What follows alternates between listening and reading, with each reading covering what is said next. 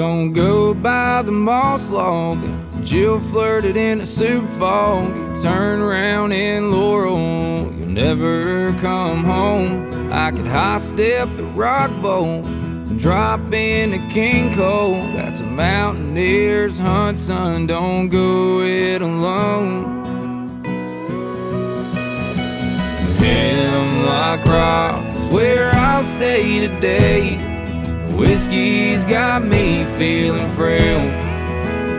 If I get cold from sitting, I'll take another swig and head down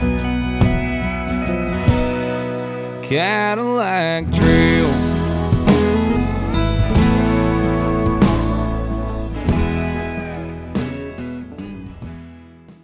Hi everybody, this is David Hamilton with Longspur Beyond the Holler. We're speaking with the owner of Longspur Tracking, Mr. Shon Butler, is on the other line. Shon? Good morning, David. Good morning. How are you doing today? Good. Good. Enjoying this hot weather. Yeah, absolutely. It's we're getting into July here in West Virginia, so it's starting to get a little muggy.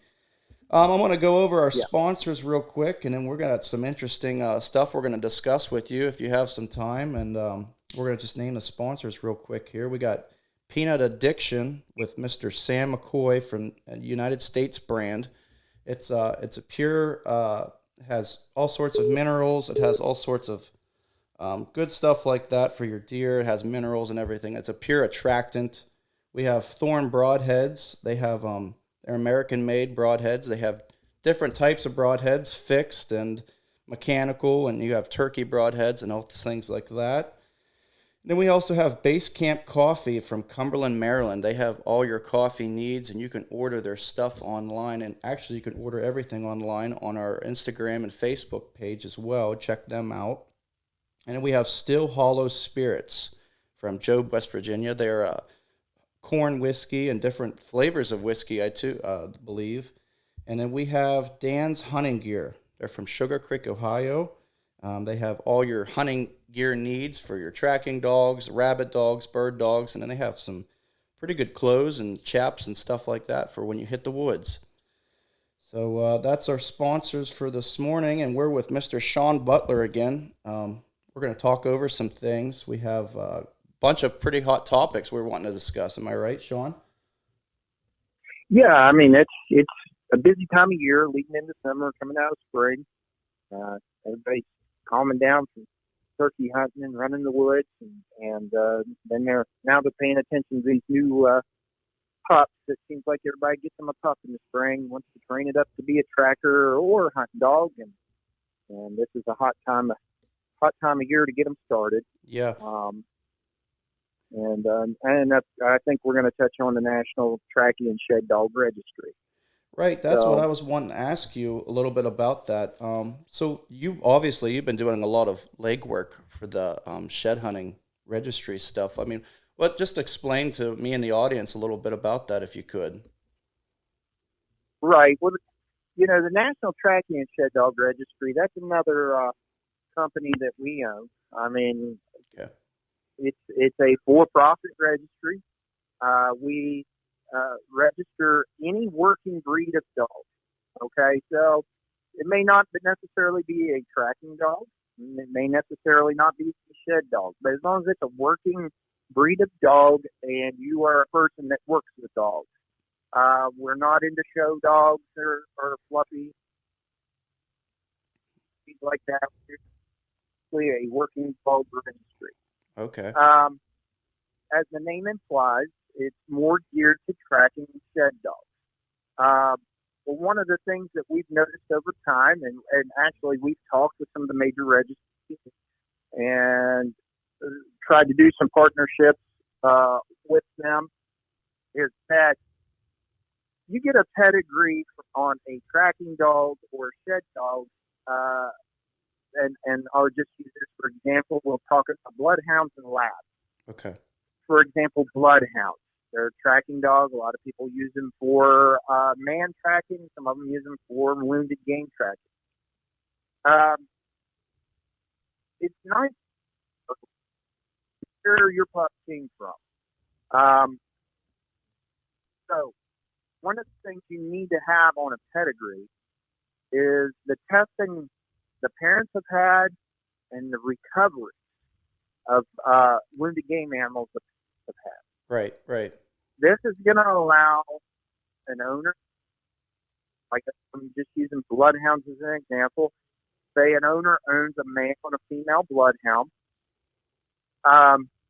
They are, for example, AKC registered. They track both of these dogs. They get multiple recoveries with these dogs. You cannot turn in recoveries to the AKC and it show up on the pedigree. Really? So, okay. if you double register your dog into the National Track Registry, you have a state pedigree. Right. And we register. So, say you get 50 recoveries in a year with your male dog and you get 20 with your female. We have an affidavit form that you fill out, the hunter signs and one witness signs on each recovery. So we suggest that the carry these with them in their vehicle. It's just a quick, I tracked this deer in this county, in this state. The track was approximately this long. The deer was liver shot. Dog recovered the deer. Signs their name. The hunter signs their name and one witness. Okay. So it's really an honesty system. I mean, there are people who can go out, pad their numbers, and get a bunch of people to sign stuff. We also require a picture of the animal. And when we say, I'm using deer because that's the most tracked animal, but there are people that track hogs, bears, elk, moose. Any recovery for a dog that's legal in the state they're in, get registered to that dog. So you think about this. So you have a male with 50 recoveries. You have a female with 20 or 30 recoveries in a year. The fee is $50 per year to register those recoveries to the dog, no matter how many recoveries you have. If you're registered 5 recoveries, it's $50. If you're registered 7 recoveries, it's $50. It's from year to year. Anytime it'll go on calendar year and it's accumulated. Your dog gets 200 and some recoveries over 5 years. That's on the pedigree. Okay? Right. Okay. So imagine 2 or 3 generations down the line, you can actually start looking at pedigrees and saying, I know this comes from a tracking dog lineage because of the recovery. Okay, so you think about a dog pedigree. I'm sure you've looked at one before, haven't you? Right, yes, yes. Look, yeah, okay, so you'll have the great-grandparents, the grandparents, the parents, and then your dog on there. And below all of those dogs will have their accomplishments, how many recoveries. Okay. It's like it's just a genetics. You're showing the genetics and then what the dog has done and how good the dog is. Yeah, and what the dog has done. Yeah, just not the breeding, but what each dog has accomplished. Okay. That way, as a buyer of a tracking pup, you can make an informed decision instead of just going off somebody's word. Right. I mean, there are a lot of bloodhounds and pups sold in this country. Oh my goodness, yeah. There's dog pups sold in this country, right, on just people's word. And most people try to be honest about it because they want return business.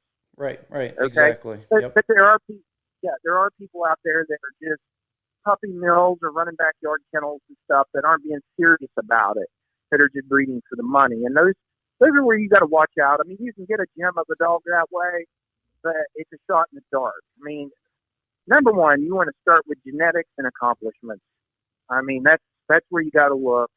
Are the dogs actually tracked? Are they hunted? Right. Now, the second thing that will show up on a pedigree is their. As of right now, there's counting the National Tracking Shed Dog Registry. There's 2 major testing organizations out there. The other one is UBT. They have a level 1, 2, and 3. And then the National Tracking and Shed Dog Registry has wounded game tracking 1, 2, and 3. We will accept proof of passing either one of those to put on the pedigree. So if you've done UBT1, you can register it on your pedigree with us. Okay. If you've done wounded game tracking 1, you can register it on the pedigree with us. Right. Okay. Okay. So that's where the testing comes in. You can see that directly on the pedigree. Okay. Now, Ned, this could be any dog? This we have purebred dogs, okay, and then we'll do a hybrid registry also. But that's not okay. I'll give you an example. Here at the school, we just had a hybrid here, but his parental lineage was unknown. Okay. They kind of knew he had lab in him. Great tracker, great dog, but we couldn't register that dog. We want to register dogs that have a known lineage. Right. So even if it's a hybrid, let's say it was a hybrid that was done on purpose, like maybe you crossed a really good tracking hound with a really good tracking lab, and both those dogs are registered already. We would, register that litter of pups. Okay. Okay. But it's a one-time, it's just that litter of pups. Those pups from there on out have a piece of paper that gives you the lineage, but you cannot keep registering that, that hybrid down. Right. Yeah. Okay. So that's to allow people to go ahead and register their accomplishments with their dogs. That way they can, hey, I did this crossing because I wanted to bring this out in them. Right. Dad's had 200 recoveries, mom's had 100, stuff like that. It just makes the value of the dog. It helps the value of the dog and its offspring in the future too. Right, it does. I mean, not that tracking dogs are already a valuable commodity. Right. I mean, this is just shoring up some of the edges. And then just kind of transitioning over to shed dogs, that's the same thing. I use labs as an example. Right now in the lab world, everybody's breeding labs and calling them shed pups. Right, just right, yeah. Lab. You see them everywhere, yeah. Exactly. And they're actually 4 times from a shed hunting. Where's the proof? So we will take. And now, shed recoveries are something that's a little tougher. This is all on the owner to give, honest assessment. If their dog finds 100 sheds in a year, they can register that. And then as you go down in pedigree, you can say, hey, mom and dad were shed dogs, grandparents were shed dogs. Right. And we also have testing. Right. For shed dogs, it's shed dog 1, 2, and 3. It's some pretty tough testing. I'll give an example. Shed dog 1 is a 15-minute on 1 acre of field, and we're talking. We like our judges to pick areas that have grass that'll cover the shed. Okay. We don't want sheds laying out wide open. Right. Right. There's 10 sheds placed by a judge, unknown to the handler and the dog. Okay. The corners of the field are marked, so the handler can call the dog back into the field. That's the only direction they're allowed to give the dogs. They're not allowed to point out sheds. They're not allowed to stand right by a shed and direct the dog over to them to pick it up. Right. Each dog is eligible to test. So you can have a lab, you can have a terrier, you can have a mixed breed. Anybody is allowed to test. Really? Now, and each dog breed reacts differently to sheds. So one of the requirements is you must tell the judge before the test begins, and it's wrote on the score sheet, how your dog reacts when it finds a shed. Right. So I'll use example, our German Wirehead Pointer, Truda. She picks the shed up and retrieves it. Okay? Okay. So she is expected, the judge expects her to pick a shed up and retrieve it. Right. Okay?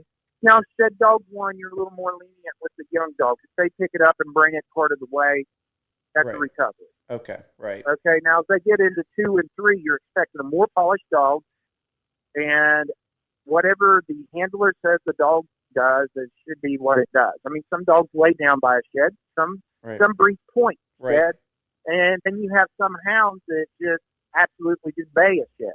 As soon as they find one, they start working their bay. So that's what you would tell the judge. You have 15 minutes, and your dog must find 6 out of 10 sheds. Okay. And that's shed dog 1. Wow.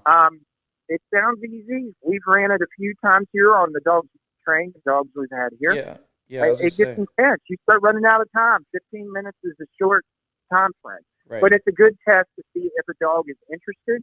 That's the other thing. You're not allowed to direct your dog, and your dog has to show interest. Right. If it's Right. out there just kind of, and that's a judge's call. Hey, this dog was showing interest. Yeah, it found, 6 out of 10, and it was really showing interest.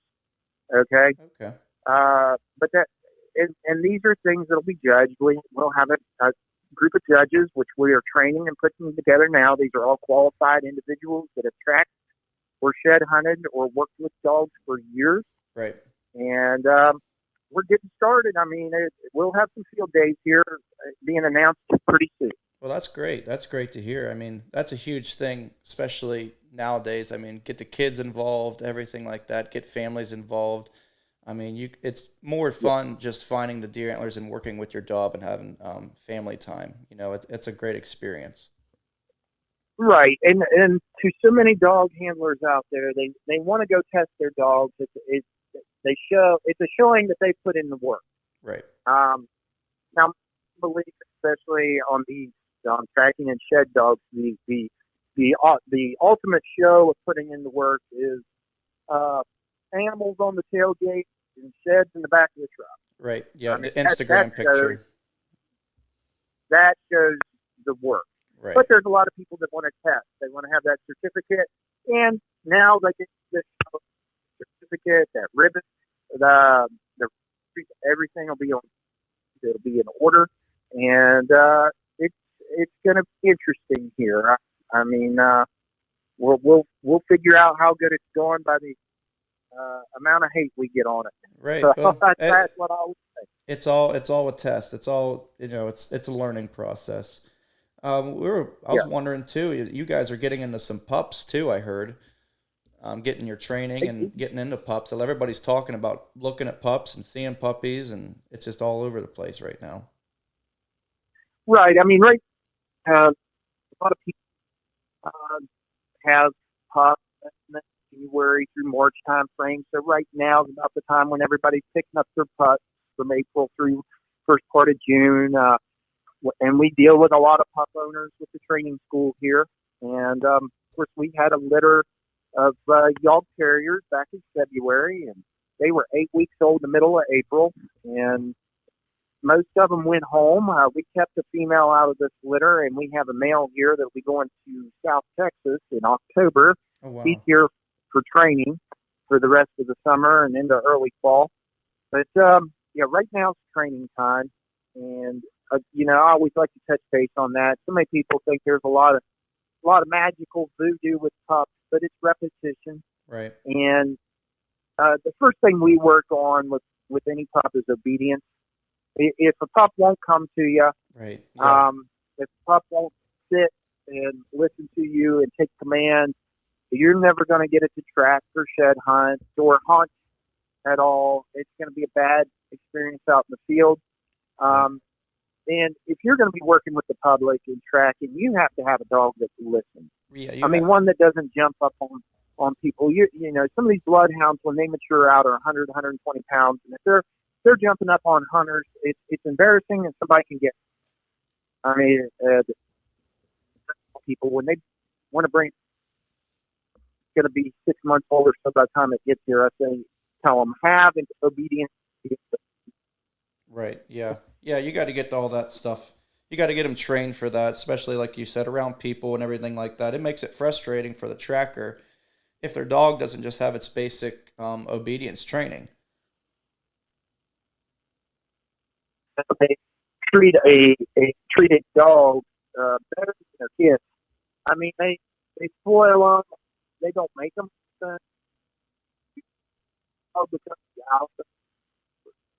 Not gonna. It's gonna do whatever it wants. Right. And it's gonna be a miserable situation. Yeah. Yeah. Absolutely. So I tell everybody, don't even worry about. Worry about them. You're breaking up with me a little bit there, Shon. calling you out of Buchanan, West Virginia, a little bit of those hills. It's probably hard to hear you sometimes. You're starting to break up with us. You still there? Yeah, I'm here. You got me? Yep, I got you now. Sorry, you were breaking up a little bit. It was getting a little rough. Yeah, it happens. It happens. But we were talking about starting these pucks and getting them started on these. Right. That's what. Yeah, that's where we left off, is the obedience and getting them to come to you, and like you were saying, not jump up on the owner and the hunters and stuff like Right. that. Right. Yeah, you don't want to. Everybody gets excited. I mean, especially with these carriers, the yard carriers that we have, they are high energy. They hunt. Somebody gets one of these, they really, let's see what it'll do, and they'll go out and they'll trap or catch rabbits or rats and stuff like that, and keep them in a box cage and play with the pups, which is good. But if they're not being obedient to you, you can't jump the gun on that. Right. So you got to work that obedience.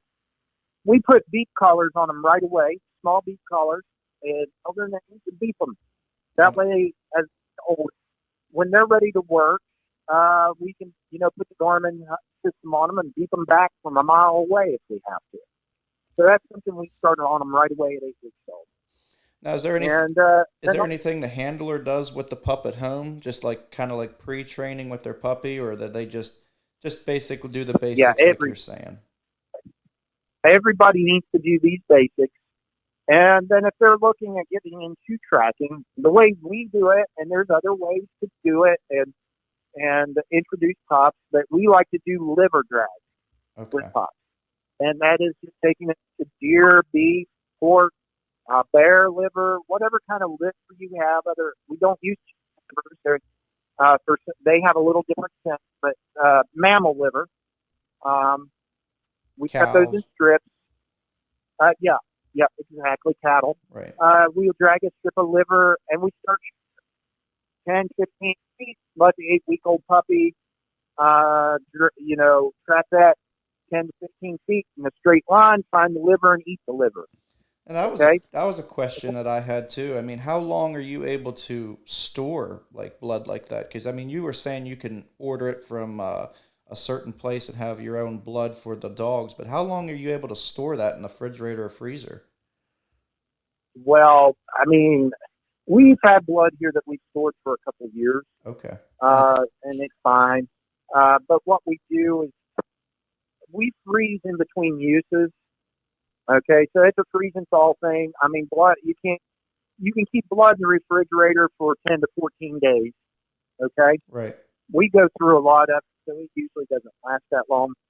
But, we freeze in between uses and try to freeze in small quantities, 6 ounces and below. There's a lot of 1-ounce bottles that are made out there. That's a good thing to freeze blood in, because 1 ounce is about what you'll use for every couple of training sessions.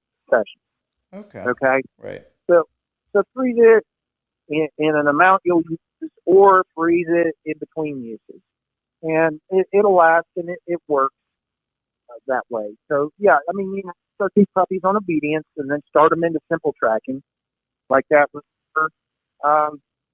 And you just keep increasing parameters, that your distance at first in a straight line. And when they get comfortable doing that, maybe put a turn in it. And that's how you get these pups started towards track. Okay. A lot of consistency and a lot of work. It's all consistency. Right. Saying over and over. Right. If you're going to call your pup by a nickname, call him that nickname every time. Exactly. Right. Exactly. It's just like a little kid. Yeah. Everything. Now, do you get them on shed hunting as well, like retrieving deer sheds, or is it strictly tracking for deer? I mean, is there any kind of training that goes into for the shed hunting? Is what my question would be. Okay. Here's the thing. We like our versatile breed. Right. The Yellow Terrier, the German Wire-haired Pointer. We like versatility because we do so much with our dogs. We track with them. We hunt with them. Shed hunt with them. So the versatile breeds we start them early to see if they have any interest in picking up an antler. Right. Okay. Right. If they want to play with an antler, some hope there to make it a 6 dog. Okay. Okay, so, and we just keep expanding that, maybe retrieving it. When they're 9, 10 weeks old, throw an antler, see if they'll bring it back to you. Right. We start doing that, then we'll start just setting some easy, like 2 or 3 antler sets out in the yard, and let them run around. Oh, there's an antler, pick it up and bring it to you. Just or indicate. Just an Sometimes experiment. the dog terriers are just, Right. sometimes the dog terriers will just bark at an antler. Okay? Right. Yeah. So you're just figuring out in baby steps what each dog wants. Okay? Okay. And or wants to do their job, how they're going to do it. Right. But if it's going to track, and this was the point I had wrote down, if it's going to be a tracking job or dog, job number 1 is to track. Everything else will then fill in.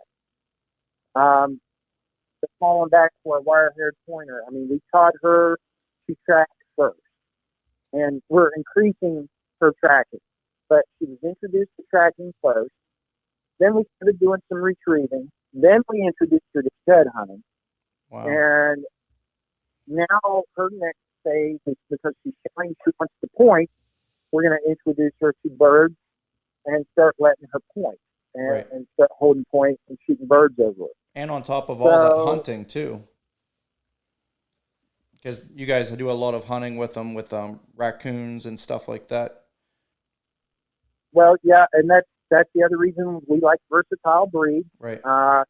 Like wire-haired pointers, the Drekars, short-haired pointers, and the dog terriers. They all like to hunt. Right. And you can bring the wire-hairs and the short-hairs, if you work with them and they're well-bred, you can bring some of that old European blood genetic thinking out of their doggy brains, which is, I have to hunt everything or hunt what my masters want me to hunt.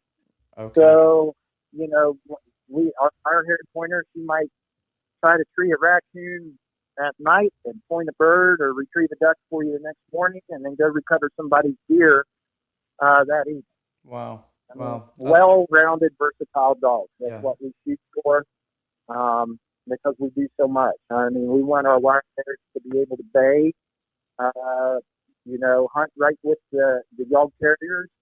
The dog terriers get them to a chase and maybe corner a fox. The wire-hairs right there with them. I mean, it's interesting, but it's the way these dogs were meant to be hunted, meant to be treated, is to be able to hunt anything. So. Yeah.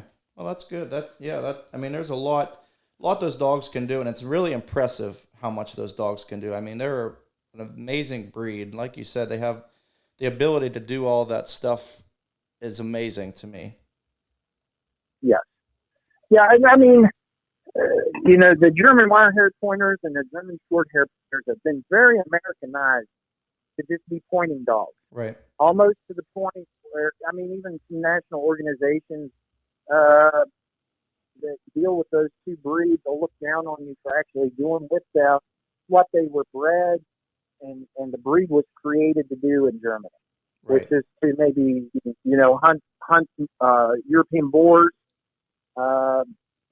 point rabbits, point birds, and go retrieve waterfowl. A lot of people look down on you in the United States for using them other than just to point birds, which is quite a shame. There are smart dogs, and they'll do what you ask them to do. You just work with them with repetition, and they're going to do it, and they're happy to do it. That's amazing. That's amazing that they have that much versatility, and they're able to remember all that stuff that you train them for. I mean, that, let alone, I don't think that I could remember how to do all that stuff, and that dog's able to memorize it and, return that to its life. I mean, that's just, right. That's an awesome dog. What's been going on with the morels over your way? I know you guys love morels, and you guys are huge into that. What happened with any of that this year? Well, this is a strange year for morels. It was a very poor year. I mean, we still found, several. Right. But usually we find pounds of them, and when I say pounds, I'm meaning 20 to 40 pounds morels, which oh my goodness, is a few thousand morels. Right. Exactly. This year we found about 10 pounds morels. Really? not as good as it normally is. The temperature fluctuation and Yeah. we was terrible. I mean, Yeah. we'd get the warm rain with a cold front, which is great. But then behind the cold front was extreme cold, Right. which would freeze dry them out and wouldn't allow them to grow. So most of the morels we found were small and had frostbite on the top of them. But I mean, all in all, it was still a pretty decent year. I've seen worse ones. Right. Yeah, me too. One year we traveled and turkey hunted. I got to turkey hunt Texas and Pennsylvania and West Virginia. And that spring, I killed more turkeys than I found morels. Oh, my word. Which is, Completely. we had a really bad, dry spring that spring. And Wow. that's just the way it happened. Yeah, that sounds like me this year. I didn't find any morels, and I caught more turkeys than I did morels. So, I mean, I understand that. I understand that 100%. Right. How did your did you go turkey hunting this year, Shon? Oh, we turkey hunted. This has been a busier than average spring for us. We Right. turkey hunted. We had really great hunting the first 10 days, and then it just slacked off here. West Virginia's, we didn't kill any. I missed one. I raise my hand here and say I missed one. That's everything. Everybody does I that. rushed my shot a little too close. Right. Most people don't have that problem, but that was a problem. That bird was too close, done Yeah. too tight, Right. and just missed him. I mean, you got to be right on him when they're that close. He was about 5 yards away. So Well, it wasn't your calling then. It was just the fact of being too close and too fast. Because sometimes when they get in on you, I mean, you have no time to get your gun rose up, and it could be a disaster in a short amount of time. that was one of those where they just answered us. Chrissy and I was out hunting, and they answered us and just right on top of us in no time. Right. That's And like you were saying with the temperature of the morels. I mean, morel season's just right around the turkey season, and we had snow in this part of West Virginia, up where I'm at, and it was just really cold, really weird turkey season. Yeah, turkey season was weird. It was like after the 10th day of the season in our area, they just shut off. We didn't hear any more gobbling. Wow. It seemed like if we did hear a gobble, it would only be 1 or 2 gobbles, and it would be a mile away, and on property we couldn't go on. And our normal haunts where we hear turkeys all year long. It was a weird season. West Virginia hasn't released their turkey numbers yet. No. Here we are a week and a half out with an electronic check-in system. And, I mean, our biologists, I don't know. They must not know how to operate that system. Yeah. I know Ohio had their numbers. Ohio had their numbers out within a day of the season closing, and they were down percentages in Ohio on the kill. Right. Yeah, I don't understand that either. You would think it would be pretty simple, especially with like you said, the online tagging. It would be pretty simple to get those numbers out there to us and make sure you see what we've got over this year. Well, one of my complaints about deer hunting and turkey hunting is why can't West Virginia DNR give like a week-to-week synopsis? Hey, we've caught X amount of birds this week.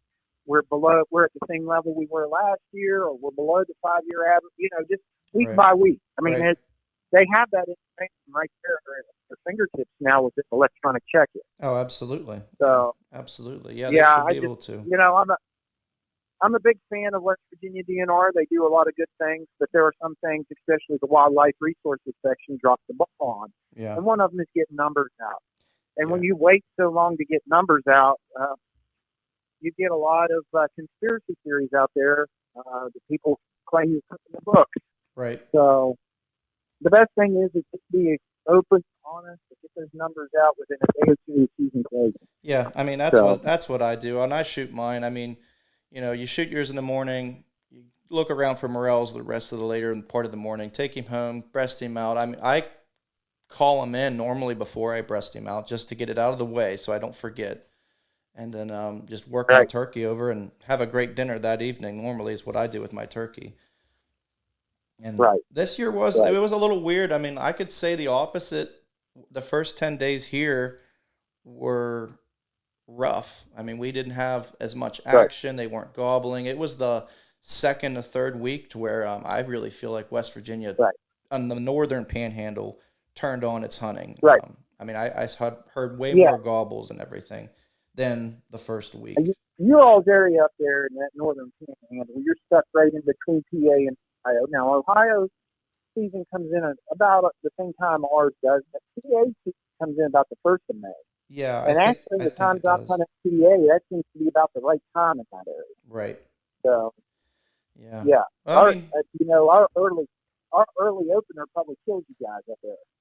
oh yeah, yeah, So, yeah, absolutely, and that just show you that only a couple hour difference in the same state, the birds are just completely right, different. I mean, they're all different like that in different areas. right.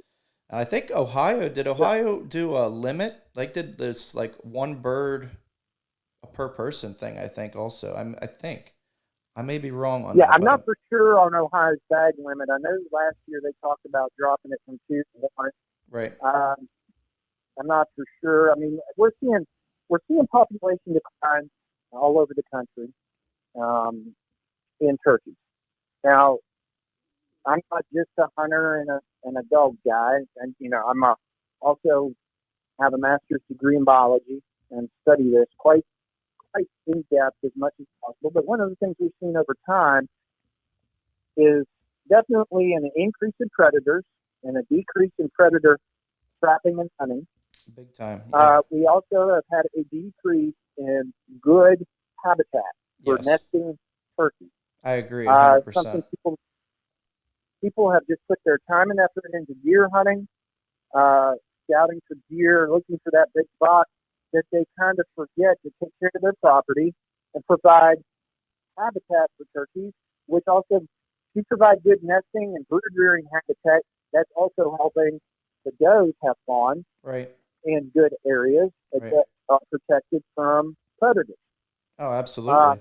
but you want to have more turkeys. One of the things I would tell people is go out and buy you 5 to 10 dog-proof DP coon traps and trap some raccoons. That's what They you are caught a very, lot of coons this year. You were saying, yeah. I mean, especially during trapping season, we see box traps running all the time because we use raccoons as a training tool to bring out prey drive in our terriers and other dogs. I right, mean, we use them with the wire-haired pointers and short-hairs, and some people and our bloodhound. We let him take part um, in bringing out some prey drive. And prey-driven dog is a good tracking dog. We do. We use them. We dispatch them. That way they're not out there eating.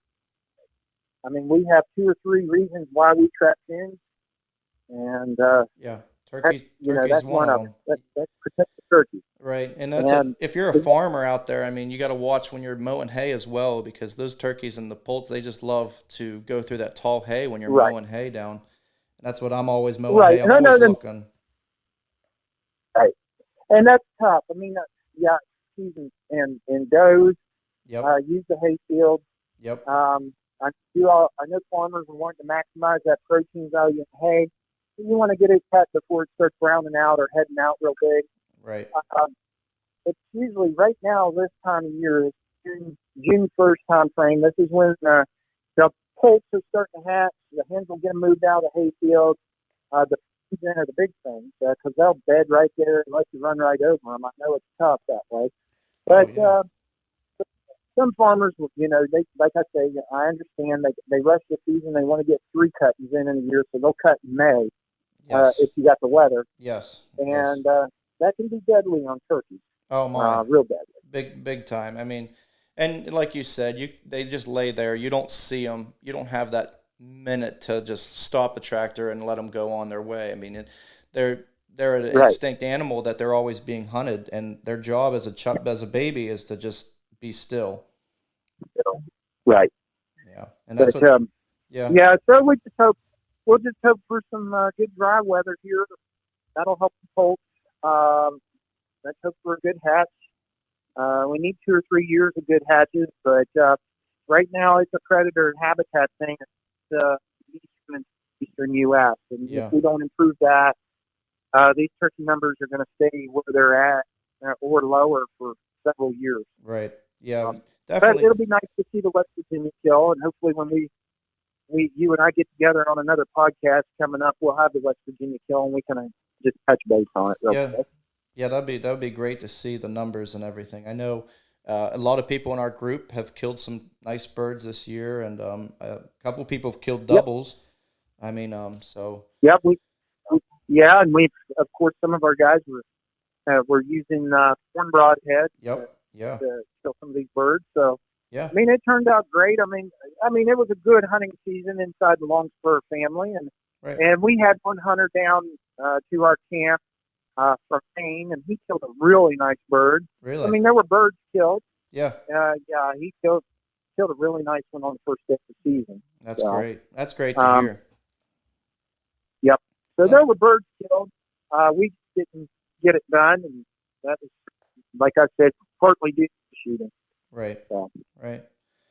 Well, that's good. I'm good. Glad talking to you. I'm glad you gave me a little bit of your time to fill in over this spring. I know everything's busy your way and my way, but it's good for us to sit down and talk about the tracking and the shed hunting dogs and the puppies and everything and getting over everything. Yeah, and I just wanted to touch on one last thing. You know, with the National Tracking Shed Dog Registry, they're on Facebook. You can go to Longspur Tracking and Outfitting, look them up through there, or the National Tracking and Shed Dog Registry on Facebook. If there's any forms you need to register dogs, or you want to host a field day in your state, just reach out to us with private message. We'll get you set up, and we'll just see where it goes from there. We're going to be announcing some field days soon, but it looks like, West Virginia, Pennsylvania, Illinois, Indiana, Texas. Those are some of the upcoming ones. And when we get them scheduled, they'll be all over our pages. And I'm sure we'll be talking about them on the podcast. Perfect. Well, that sounds good. And like I said, I can't say it enough. If you deer season's coming up, and if you get a nice deer and you get a shot on one and you feel like you need to back off and have an expert come and track it, give Longspur Tracking a call or text. Shon he can do his best to either walk you through it by text or phone call, or he'll come out or send someone out to help you retrieve your deer. Yep. And we'll get somebody out there if you need a tracker. Absolutely. Well, we're going to go over our sponsors again. I think we're starting to run out of time. Shon, I really appreciate you being on here today. No problem. All right. I thank you very much, sir. You have a great day. Okay. You have a good one, David. All right, Shon. Bye-bye. All right. We're going to name our sponsors here real quick. Like I said, we got Peanut Addiction, Sam McCoy. They're a United States brand. Those will definitely help out with the deer growth of their antlers, give them minerals. I'm sure turkeys and everything else eat that stuff too. Take a look at them on our Instagram and Facebook page. And we also have Thorn Broadheads. We were just discussing, a couple people this year have killed a couple turkeys with them. They sell all your mechanical broadheads, fixed blades. You can get different parts for them, so you can always repair your broadhead. Check them out. Take a look and see what they have. And then we also have Base Camp Coffee from Cumberland, Maryland. They have all sorts of different coffee brands, different coffee beans. You can order your coffee, and they also have a store there. They also have a bunch of baked goods and pastries like that. Take them up on some good food and good coffee. Check them out. And we also have Still Hollow Spirits from Job, West Virginia. They got a bunch of different flavors, different kinds of whiskeys. Check them out. And we also have Dan's Hunting Gear from Sugar Creek, Ohio, for any of your hunting needs, chaps, vests, anything for your dogs. They have all sorts of collars and tracking equipment. Check them out on their website. And you guys have a great day. This is David Hamilton with Longspur Beyond the Holler.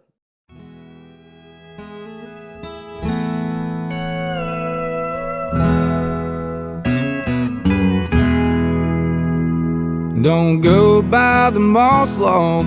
Jill flirted in a soup fog. You turn around in Laurel, you'll never come home. I could high step the rock bowl and drop into King Cole. That's a mountaineer's hunt, son, don't go it alone. Hemlock Rock is where I'll stay today. Whiskey's got me feeling frail. If I get cold from sitting, I'll take another swig and head down Cadillac Trail.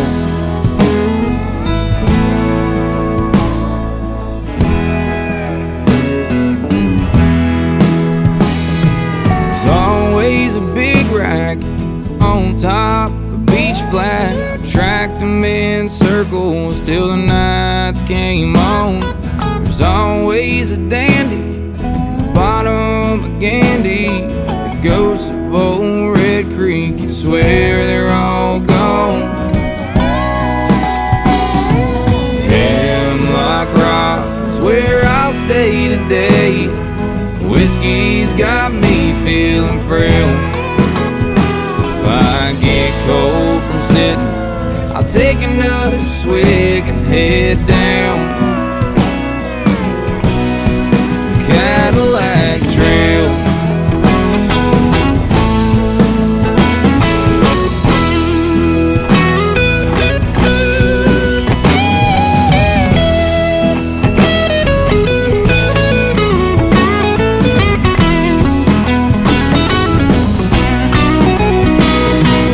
Hemlock Rock is where I'll stay today. Whiskey's got me feeling frail. If I get cold from sitting, I'll take another swig and head down Cadillac Trail. Head down Cadillac Trail.